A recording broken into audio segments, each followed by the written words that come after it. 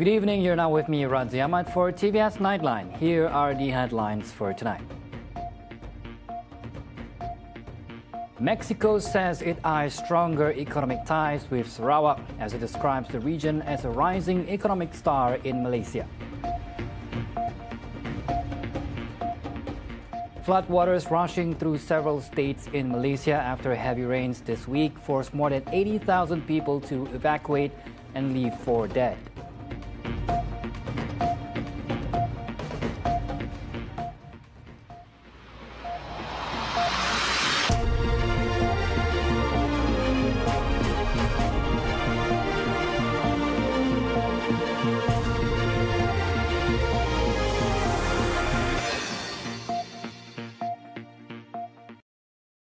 Is now emerging as a rising economic star in Malaysia. That was said by the Mexican ambassador to Malaysia, Luis Javier Campuzano Pina. For that reason, he said Mexico is aiming to strengthen trade and relations and cooperation across various sectors, including technology, green energy, digital, and e-commerce. These meetings with the Premier and with the other authorities here in Sarawak has given us the possibility to focus on some of these areas. He was speaking to reporters after paying a courtesy visit to Sarawak Premier Dato' Patinggi Tan Sri Abang Johri Tun Openg at Wisma Bapa Malaysia earlier today. Commenting further, Luis said the sectors that can be explored in Sarawak offer great prospects for Mexico in the future. He also noted that Malaysia ranks among Mexico's top 10 trading partners, with trade between the two nations surpassing $15 billion in 2022. This is a very considerable trade, and we are the first trading partner of Malaysia in Latin America, and there's a huge scope to increase this. He is confident that this collaboration will enhance the ties between Sarawak and Mexico, creating greater opportunities for both in the future. Meanwhile, Sarawak and Peru are set to strengthen ties through strategic collaborations in education, biodiversity, renewable energy, and tropical disease research. Peruvian ambassador to Malaysia, Ricardo Estanislao Morote Canales, announced that the collaboration will be formalized through an MOU between University of Malaysia Sarawak UNIMAS and Peru's leading Cayetano Heredia University in January 2025. We know that the University of UNIMAS have discovered is in the last stage of this to tackle the dengue. So dengue is also one of the diseases that we have in Peru.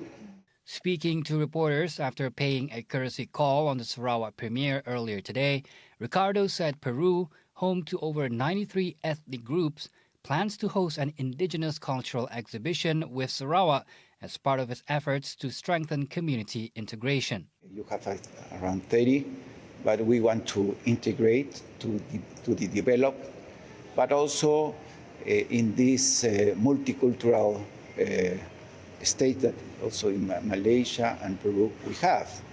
They have many things to share with us. For example, the knowledge of the medicines that or the plants that they use to tackle some different diseases. Ricardo added that ties between Sarawak and Peru will also be strengthened by the Chancay Deep Seaport, recently officiated on November 14th, as cargo delivery times to Asia are expected to be reduced by 10 to 15 days and shipping costs lowered by 15 to 20%. He remarked that Peru plans to export products from Colombia, Ecuador, Chile, Bolivia, and Brazil to Asia, including Sarawak. In other news, Bumiputra entrepreneurs are encouraged to engage more companies from Sabah and Sarawak, alongside those in Peninsular Malaysia, as part of efforts to strengthen the national economy.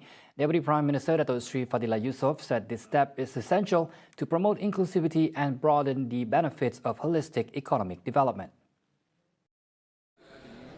Komuniti usahawan Bumiputra tidak seharusnya terhad pada syarikat-syarikat di Semenanjung saja. Jadi untuk itu saya amat gembira diumumkan tadi bahawa tahun 2025 juga akan masuk melancarkan Bumiputra Business Excellence Award East Malaysia. Jadi terima kasih Datuk. Langkah ini merupakan perkembangan misi BBEA untuk mengenal pasti dan turut memberi penghargaan pada komuniti bisnes yang bertapak di Sabah dan Sarawak. The initiative is also a strategic move in ensuring all states reap the benefits of economic development collectively. He also stressed that Bumiputra-owned companies are pivotal in driving growth across key sectors such as construction, services, and manufacturing.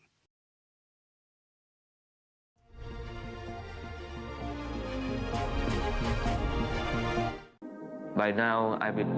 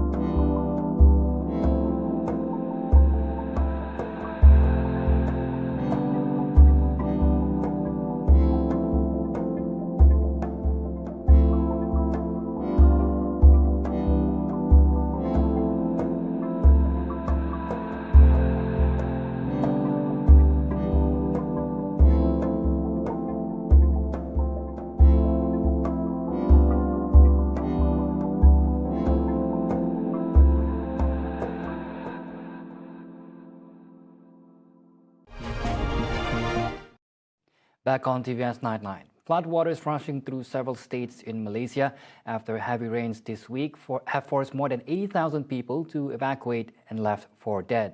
The National Disaster Command Center reported that 80,589 residents were evacuated to 467 temporary shelters across 7 states, with northeastern Kelantan and Terengganu being the worst hit.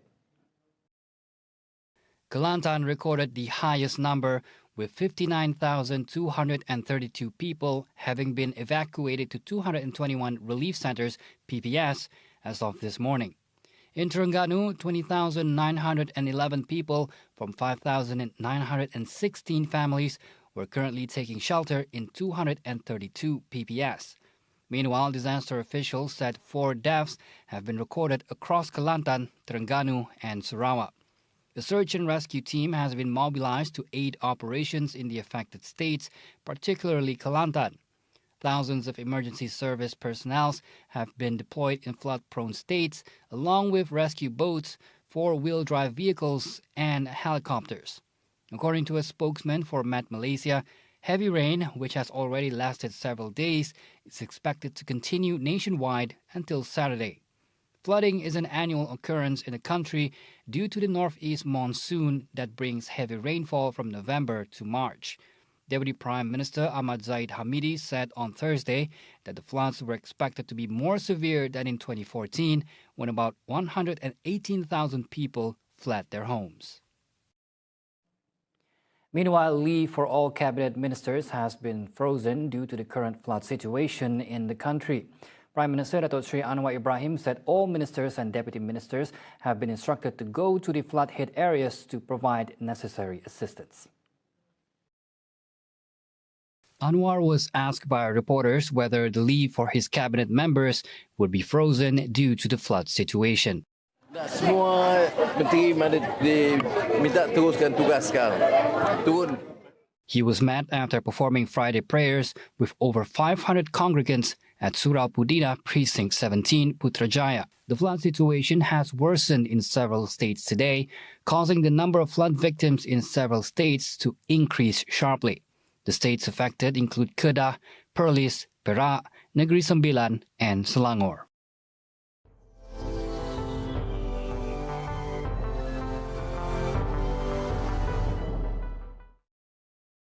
Ireland began voting today in a closely fought general election, with the incumbent coalition neck and neck with opposition party Sinn Féin after a campaign marked by rancor over housing and cost of living crises.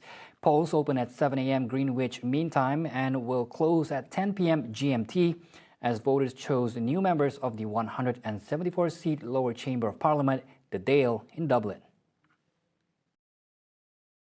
Final opinion polling put the three main parties, centre-right Fine Gael and Fianna Fáil and the leftist nationalist Sinn Féin, each on around 20%. Well, it looks like it's going to be a really close race among the three biggest parties. They're really level pegging in the polls at the moment. Fine Gael haven't had the best campaign and they seem to have dropped a bit, and all of them are really at 21, 22% at the moment, really, with when one considers the margin of errors. So it's all to play for in some ways, but realistically it looks like it will be a three-way split.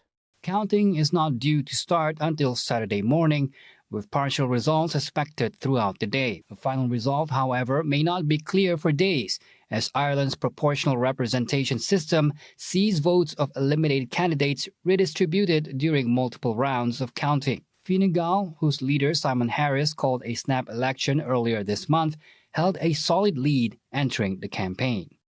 I would say one of the key features of Fine Gael that they will be pushing in these last 24 hours is that voters trust them most on the economy. And if people are worried about the economy, they will vote for Fine Gael. And those were the updates on TVS Nightline. I'm Razi Ahmad. Thank you for watching and have a good night.